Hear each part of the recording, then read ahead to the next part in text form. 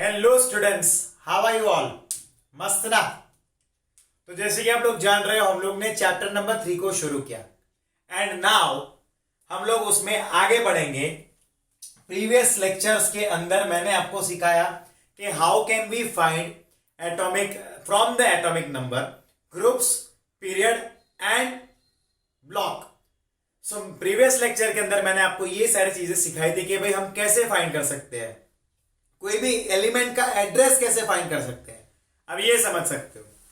And today in this lecture we are going to study atomic radius. We are going to study a theory on atomic radius. चलिए तो फिर आज के इस interesting video lecture को शुरू करते हैं। Students, let us study about the atomic radius. Yes, atomic radius. See basically जब हम लोग एटॉमिक रेडियस की बात करते हैं तो पहले ही हमारे जहन में, इट मींस कि हमारे दिमाग में हमें एटम के स्ट्रक्चर का एक डायग्राम रिफ्लेक्ट होता है, ठीक है, जिसके अंदर इस तरह से अलग अलग शेल्स होते हैं। लाओ मैं उसको ठीक से बनाता हूं। लाइक ये न्यूक्लियस है, फिर पहला shell, second shell and third shell. इस तरह से 3 शेल्स हैं। यहां पर जरा ध्यान देना। नॉर्मली हम क्या करते हैं, हम ये समझते हैं कि भाई ये जो डिस्टेंस है वही एटॉमिक रेडियस आएगा, ठीक है। अब जरा कुछ चीजें हम लोग को जो समझनी है वो जरा ध्यान देना। बेसिकली हर बार हम इस बात को नहीं देख सकते, यानी कि अगर हमें एटम का रेडियस फाइंड करना है तो हम न्यूक्लियस से आउटरमोस्ट शेल का डिस्टेंस मेजर नहीं करेंगे। हर प्रकार के एटम के लिए या हर बार हम इस तरह से कैलकुलेट नहीं कर सकते हैं। हमें कुछ और भी मेथड्स को अप्लाई करना पड़ता है। वो क्या होता है वो मैं अभी आपको पढ़ाऊंगा। इसके अलग अलग टाइप्स रहते हैं, तो आप लोग यहां पर अटेंटिव रहना तो आपको क्लियर होगा। तो जैसे कि आप लोग जान रहे हो कि भाई इलेक्ट्रॉन जो होता है, बेसिकली हम शेल का डायग्राम इस तरह से बनाते हैं, पर एक बात आपको हमेशा ध्यान रखनी है कि भाई इलेक्ट्रॉन्स इससे नहीं जाते हैं। हमने तो चैप्टर नंबर 2 के अंदर एक साइंटिस्ट की हेल्प लेकर प्रूव किया था कि भाई इलेक्ट्रॉन इस तरह से वेव फॉर्म में होते हैं और वो वेव्स और इस तरह से आगे बढ़ेंगे। सही है कि नहीं? वो इस तरह से आगे बढ़ेंगे। क्लैरिटी आ गई आपको? क्लियर है कि नहीं? तो electron is a wave. Electron क्या है? तो electron is a wave, is a wave, ठीक है। इलेक्ट्रॉन खुद क्या है? वेव है। नाउ एटम की बाउंड्री, एटम की जो बाउंड्री है उसको हम लोग इस तरह से डिफाइन नहीं कर सकते। It can not be defined. Atom की बाउंड्री को हम डिफाइन नहीं कर सकते। और एक बात हमेशा याद रखना कि आप एटम का रेडियस, अगर कोई भी एटम आइसोलेटेड है यानी कि अकेला है, सिंगल है, ओनली एच एटम है या फिर ओनली ओ एटम है, ओनली सी एटम है, ओनली एन एटम है, आप उनका कभी भी रेडियस फाइंड नहीं कर पाओगे। You will never ever able to find the atomic radius of such type of atoms. So in what conditions can we find the atomic radius? हम कौन सी कंडीशन में एटॉमिक रेडियस फाइंड कर पाएंगे? तो जरा ध्यान देना। That is, see, bonded state, we can find the atomic radius of the bonded state, okay, that is the interaction state, interaction state, okay, ठीक है। इंटरैक्शन स्टेट जो है उस कंडीशन में हम फाइंड कर पाएंगे। अब जरा ध्यान से देखना क्या होगा। देखो 4 प्रकार के रेडियस होते हैं। There are 4 types of radius and all this radius I am going to teach you in this video lecture only. Today we are going to complete this topic. पहला जो रेडियस है दैट इज कोवेलेंट रेडियस। अब ये किनके बीच में होगा, क्या होगा, हर एक के बारे में मैं समझाऊंगा। This is the first one. Second one है that is van der Waal radius.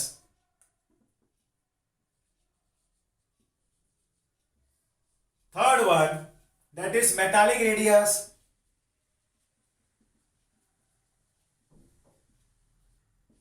Fourth one, that is ionic radius.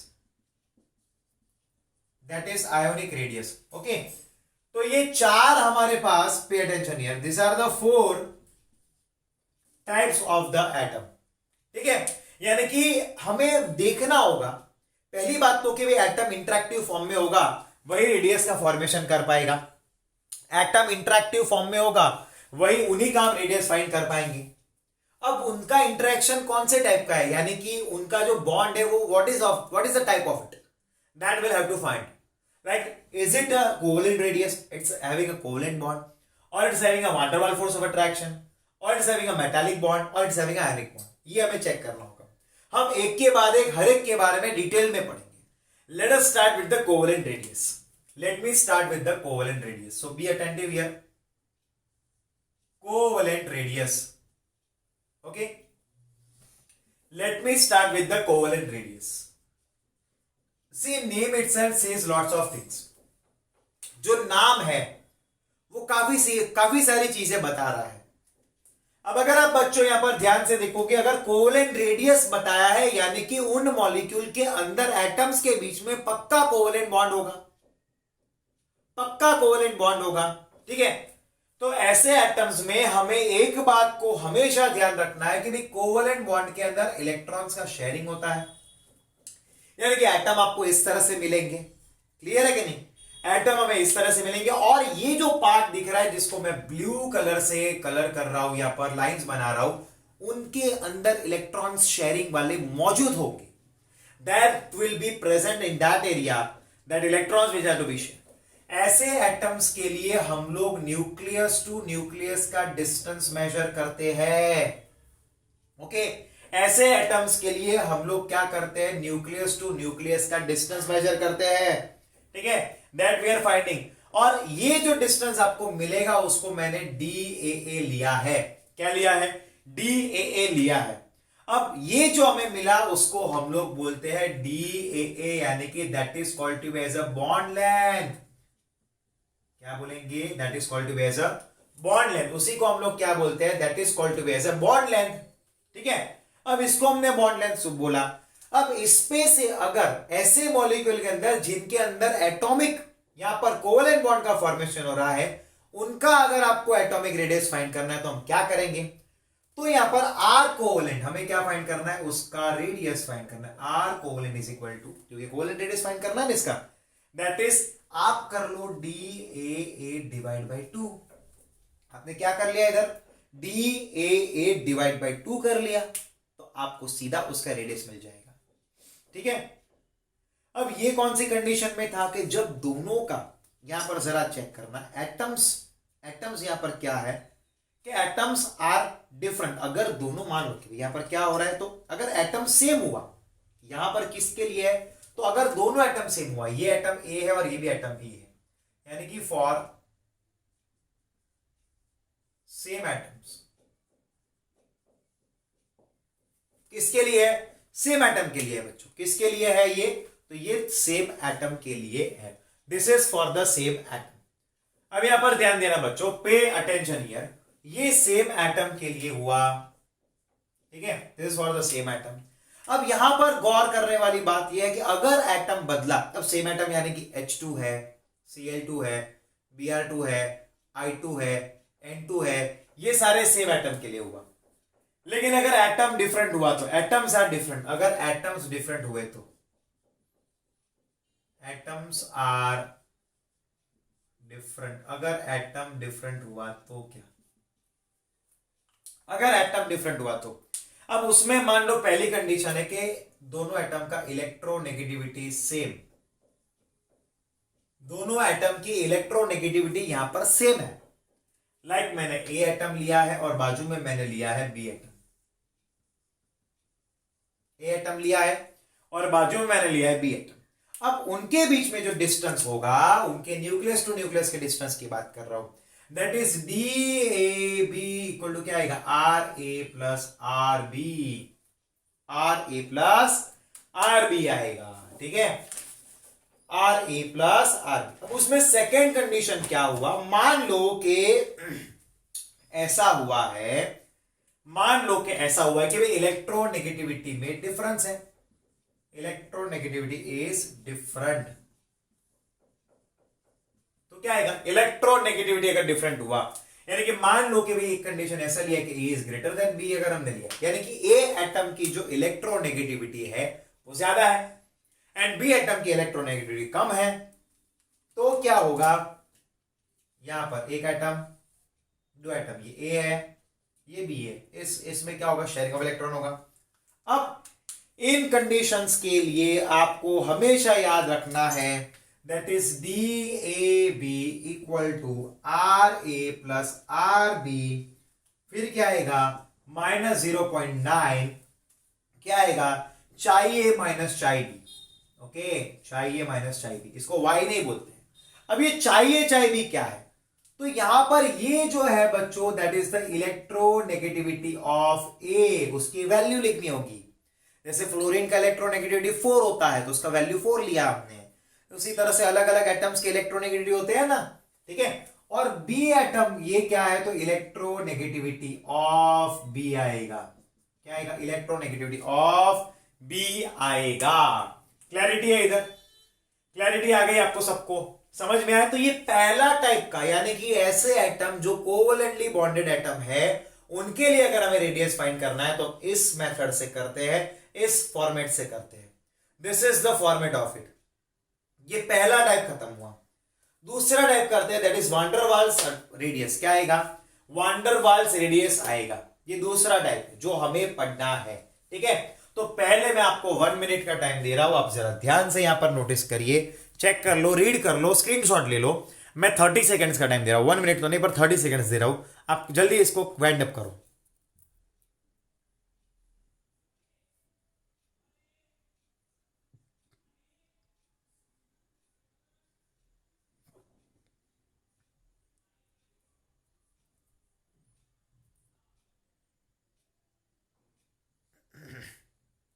Okay चलो, तो स्क्रीनशॉट ले लिया होगा आपने।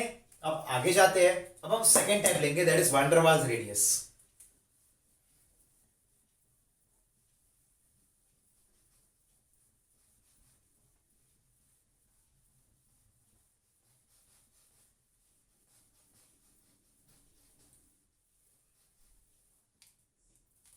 वान डेर वाल्स रेडियस,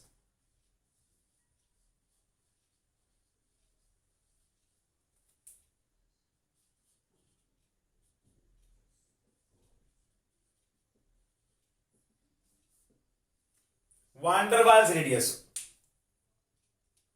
अब देखो बेसिकली वान डेर वाल्स यहां पर क्या होता है, विदाउट एनी बॉन्ड, यहां पर कोई बॉन्ड नहीं है, यहां पर सिर्फ एक प्रकार का अट्रैक्टिव फोर्स है, यहां पर कोई बॉन्ड नहीं है, बस एक प्रकार का अट्रैक्टिव फोर्स है।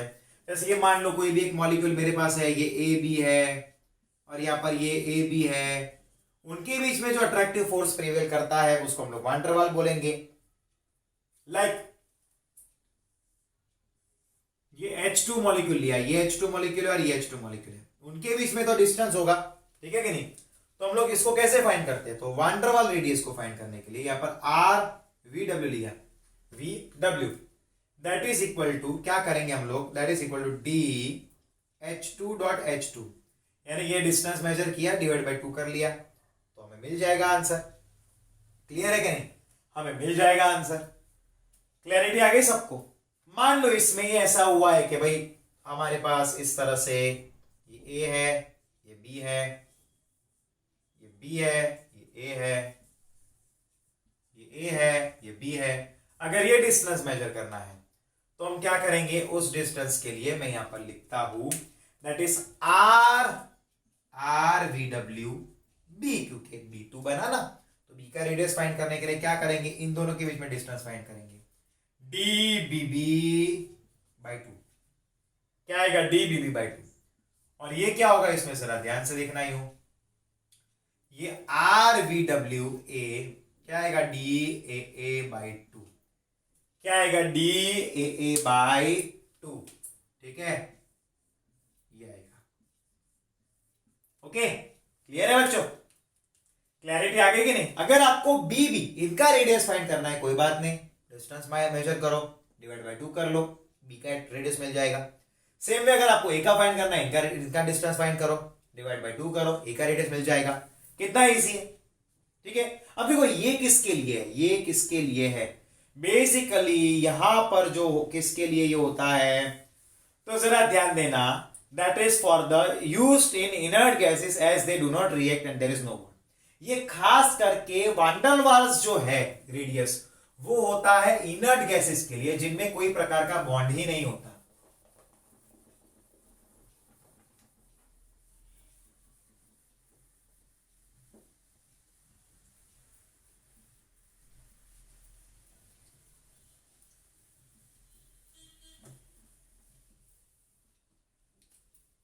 Pay attention here. Used in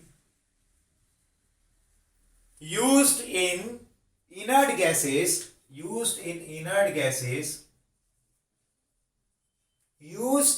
inert gases where they do not react and do not form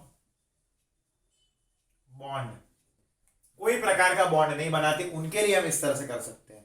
ठीक है, लाइक मान लो कि भाई यहां पर ये हीलियम है, एक हीलियम है, यहां पर ये दूसरा हीलियम है, ये क्या करेंगे हम लोग, तो डी हीलियम हीलियम बाई 2 किया। बेसिकली हमने यहां पर हमारे पास डिस्टेंस है ना, तो उसको डिवाइड बाई 2 कर लिया, तो हमें रेडियस ऑफ हीलियम मिल गया। क्या मिल गया, रेडियस ऑफ हीलियम मिल गया है। क्या मिला है, रेडियस ऑफ हीलियम मिल गया। क्लियर है बच्चों, क्लियर टू यू। देखो बच्चों एक चीज याद रखना, आपने यहां पर नोटिस किया कि मैंने जितने भी डायग्राम्स बनाए हैं उन डायग्राम्स में बीच में गैप मैंने रखी हुई है, दिख रही है, यानी कि इसका बॉन्ड लेंथ ज्यादा होगा। अब खुद से सोचिए, अट्रैक्शन बहुत ज्यादा नहीं है तो मॉलिक्यूल नजदीक आते हैं, पर उतने भी नजदीक नहीं आते कि वो एक दूसरे को टच करने लगे, यानी कि इनका बॉन्ड लेंथ ज्यादा होगा। और अगर इनका बॉन्ड लेंथ ज्यादा होगा तो ऑब्वियस है कि इनका रेडियस भी ज्यादा होगा, इनका रेडियस भी ज्यादा होगा। समझे कि नहीं? तो एक बात हमेशा याद रखना कि यहां पर आपको अगर क्वेश्चन पूछे, अगर मान लो कि भाई क्वेश्चन आपको पूछा जाता है, you are being asked which radius will be greater, which radius will be greater, कौन सा रेडियस ज्यादा होगा, तो क्या आएगा, तो आर वान डेर वाल का रेडियस ज्यादा होगा। आर वान डेर वाल का रेडियस ज्यादा होगा आर कोवेलेंट के कंपैरिजन में।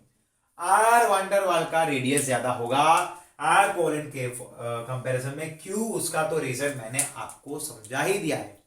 उसका रीजन ये है कि यहां पर आर वान डेर वाल की अगर हम बात करते हैं तो वो डिस्टेंस ज्यादा है, बॉन्ड लेंथ ज्यादा है, और उसी रीजन की वजह से ऐसा हुआ है कि वहां पर उसका रेडियस भी ज्यादा बन जाता है। ठीक है, its radius is also more. अब तीसरा एंड आखिरी है, वो है मेटालिक रेडियस की बात है, दैट इज मेटालिक रेडियस। देखो आयोनिक बॉन्ड के बारे में तो हमने ऑलरेडी आगे ही पढ़ लिया है। ठीक है, मेटालिक रेडियस की बात करते हैं। देखो मेटल के जो एटम्स होते हैं ना, वो बहुत ही पैक रहते हैं, पूरी तरह से पैक रहते हैं एकदम, उनका क्लोज पैक स्ट्रक्चर रहता है और उनके बीच में मेटालिक बॉन्ड होगा। अब देखो उनका अगर आप डिस्टेंस देखने जाओगे ना तो बहुत छोटा मिलेगा आपको। ठीक है, उनका डिस्टेंस जो है उसको DMM लिया, क्योंकि ये एटम भी मेटल का है, ये भी मेटल का है, तो DMM बाई 2 कर दिया तो आर मेटालिक मिल गया मुझे। क्या मिल गया है, आर मेटालिक मिल गया। अब देखो ये पैकम पैक क्यों रहते हैं, एकदम नजदीक कसे हुए क्यों रहते हैं, तो आप मान लो कि भाई कोई भी एटम ले रहे हो, यहां पर ये उसका न्यूक्लियस है, यहां पर उसका आउटरमोस्ट इलेक्ट्रॉन घूम रहा है। अब ये जो इलेक्ट्रॉन है ना, तो यहां पर भी एटम होगा, यहां पर भी एटम होगा, यहां पर भी एटम होगा, यहां पर भी होगा, या नीचे भी होगा, यहां पर भी होगा, यानी कि एक इलेक्ट्रॉन, एटम का जो आउटरमोस्ट इलेक्ट्रॉन होगा वो आजू बाजू के सारे एटम के न्यूक्लियस के न्यूक्लियर फोर्स से अट्रैक्टेड रहेगा। समझे कि नहीं? ये एटम है, उसका जो आउटरमोस्ट इलेक्ट्रॉन है वो उसके आजू बाजू के सारे एटम्स के न्यूक्लियस के अट्रैक्टिव फोर्स से की वजह से वो अट्रैक्टेड रहेंगे, बॉन्डेड रहेंगे। समझे कि नहीं? और उसी रीजन की वजह से वो इलेक्ट्रॉन यानी कि वो जो एटम है वो खींच नहीं पाएगा, बाहर नहीं निकल पाएगा, और वो पूरी तरह से कॉम्पैक्ट होगा। यहाँ पर क्या हो जाएगा, कॉम्पैक्ट होगा। तो एक बात तो आपको ध्यान देनी पड़ेगी, हमने यहां पर 3 प्रकार के यहां पर रेडियस पढ़ लिए हैं। हमने पहले तो पढ़ा दैट इज आर कोवेलेंट, अगर कोवेलेंटली बॉन्डेड एटम्स हो तो उसके लिए क्या होगा रेडियस। उसके बाद हमने क्या पढ़ लिया, तो हमने पढ़ लिया है दैट इज जिसको हम लोग बोलते हैं that is van der Waals radius. उसके बाद हमने क्या पढ़ा, तो हमने पढ़ा that is the metallic radius. हमने तीनों प्रकार के रेडियस को यहां पर कंप्लीट कर लिया। We have completed all the 3 types of radius here.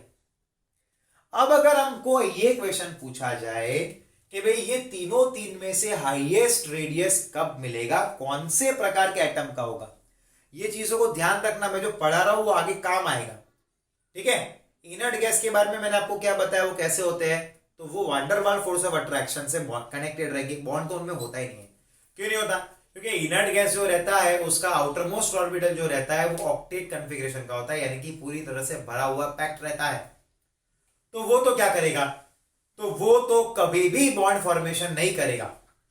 तो उन मॉलिक्यूल्स के बीच में थोड़ा थोड़ा अट्रैक्टिव फोर्स होता है, और उस अट्रैक्टिव फोर्स को हम लोग क्या बोलते हैं, van der Waals force of attraction बोलते हैं। क्या बोलते हैं, van der Waals force of attraction बोलते हैं, ठीक है। तो यहां पर अगर आपको कभी भी क्वेश्चन पूछा जाए कि भाई यहां हमारे पास 3 प्रकार के जो बॉन्ड है उनमें सबसे ज्यादा बॉन्ड लेंथ किसका, बॉन्ड लेंथ किसका, तो होता है वो वान डेर वाल्स का। फिर उससे कम किसका, तो उससे थोड़ा कम रहता है that is for the metallic का, और सबसे कम रहता है दैट इज कोवेलेंट। अब याद करिए ना बच्चों, मेटालिक में कैसे रहते हैं, एटम इस तरह से रहते हैं मेटालिक में, ठीक है।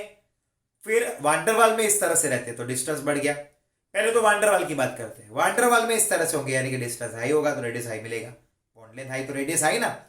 फिर मेटालिक में इस तरह से होगा, और कोवेलेंट में तो अंदर क्या होते हैं, थोड़े से कसे हुए रहते हैं, अंदर की तरफ, अंदर इंटरसेक्टेड रहते हैं वो, बराबर के नहीं।